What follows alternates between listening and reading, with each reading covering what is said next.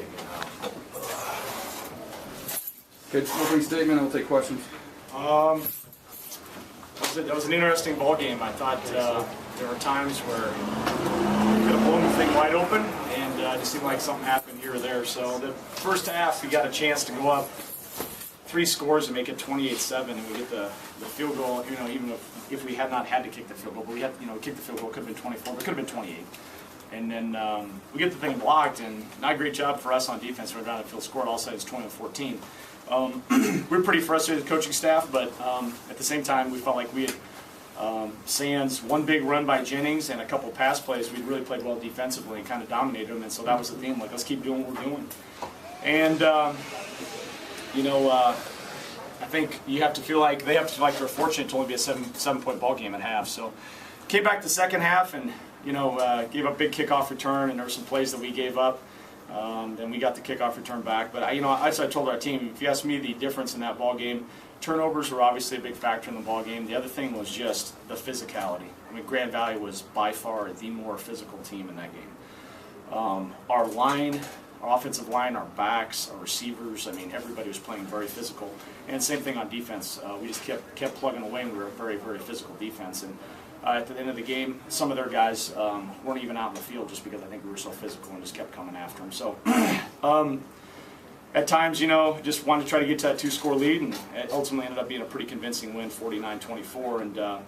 And statistically, well, 541 yards on that defense. It's got to say something about the kids we had playing. So great day with Chris Robinson. He was the hot hand, so we kept going to him. That's kind of what we've been doing with our tailbacks. If Rattay's hot, we go to him. If Hershey's hot, we go to him. We go to the hot hand. And we talk about, Chris has been very humble. He knows he's talented, but he's been very humble through the process. And I thought he carried himself very well today for being a redshirt freshman in that type of environment. So proud of him and proud of all of our guys, especially proud of our seniors. Just a bunch of warriors. You lose 3 games and you got a bunch of stuff going on and people doubting things, this, that, and everything. The guys just kept showing up to work. And I've said that all along. In our senior class was the reason we were able to finish the year with a 7-game win streak and be where we're at. So it is what it is. We made some mistakes early in the year, but I'm glad that we were able to finish, and I appreciate our seniors setting the tone heading into 2012. Like your resume against anybody else now? I don't know. Like, to me, is it true that Indy lost? Okay, so Wayne lost too. So that's going to be interesting to see how that thing shakes out. I don't think Saginaw deserves to be in. They lost to us, Hillsdale, and Indianapolis, and they didn't schedule a 11th game, so I don't think they should be in. Obviously, Indianapolis is going to put themselves with 4 losses. They're probably not in. We got 3 losses. Probably, you have to give some credit to Hillsdale. Hillsdale went up and beat Michigan Tech, who I think is a good ball club. They beat us. They beat Indianapolis. They had a double overtime loss, obviously, to Wayne State. So they might be, to me, the person that, if there's a 6th seed, the person gets a 6th seed. So I don't know, though, how this whole Wayne State thing is going to shake things up, because now they got the 3 losses and what's going to happen with everything. In this game, they got the touchdown at the end of the half, and then they got the ball to start holding them to a field goal. How big was that? Huge. Yeah, huge at that point.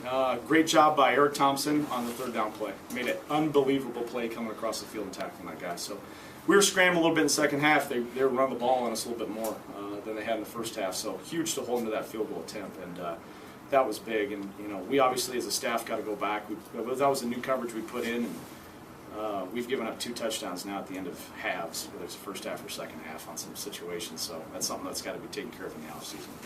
You talked about containing big plays and stuff. You're going to keep them in front of you. You did that for the most part, except for a couple times in the 3rd. How did you kind of just play back and kind of let them try and get their short passes and just keep them? Yeah, wind was a factor.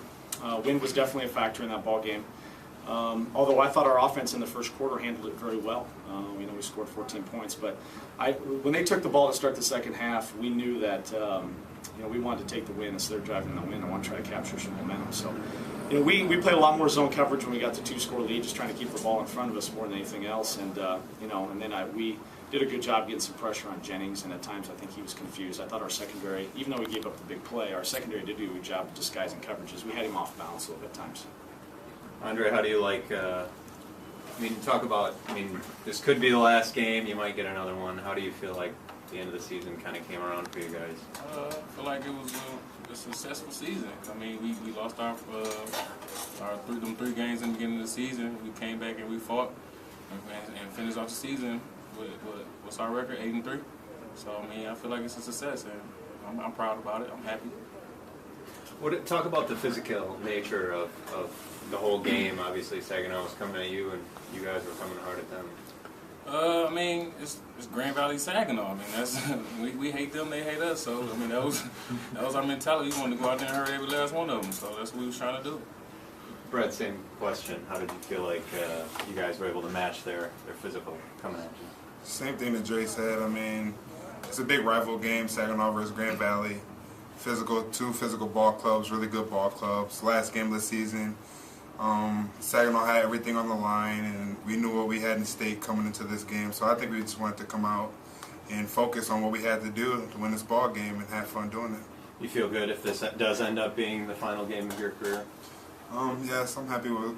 I'm obviously not happy about the beginning of the season, but we improved a lot during the season. We won 7 straight games. We have a 7-game winning streak going out. Won our last game. I couldn't ask for any more. Maybe get in the playoffs, but. Chris, talk about the day you had. Obviously, starting the season, not seeing much time, all the way down now here. Obviously, you had a huge day. It just, like Coach Mitchell says, just comes with being humble.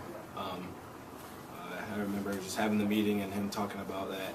I've worked and I've worked and I've worked, and it's not like it's putting pressure on me to carry the load, but just try to go in and do what I can do. So, and I remember at halftime him coming in and saying, "We need the wide receivers, basically the whole team. You guys got to play like a man." And I feel like we went out and did that today. How did you feel on that one drive where you had like all 86 yards or whatever it was that culminated in one of your touchdowns? I was a little tired, but I just remember telling myself, like, you gotta just keep rolling, Was there a sequence or a couple plays or a point where you realized that he had the hot hand and somebody like that? There was a couple runs in the first half where he was spinning and running over, some guys. There was one play on their sideline where he ran over Middlebrooks, number 20, and put his head down, ran a guy over. I thought he was feeling it, So, and I think our offensive coaches knew too. And he has great balance, and he's a very physical back. And then, at that point, the only concern we had, which we're reminding him probably every 5 seconds, what being a freshman is ball security. So he was being reminded of that every time on the bench. He was being reminded of that, and he did a great job hanging on to the ball. They were clearly trying to rip it out at times, but instead of tackling him, they were trying to rip it out, and that led to some extra yardage. So you're showing the tapes of Chuck Foreman or something? No, he's running the same way he did at OVLC. I just don't think anybody really saw him at OVLC. So he's got a little bit bigger stage here. Well, one run he jumps over one guy and then does a spin. Well, that's how we played in high school, and that's why I recruited him. He's talk about the big pick on the sideline. Great play by Reggie.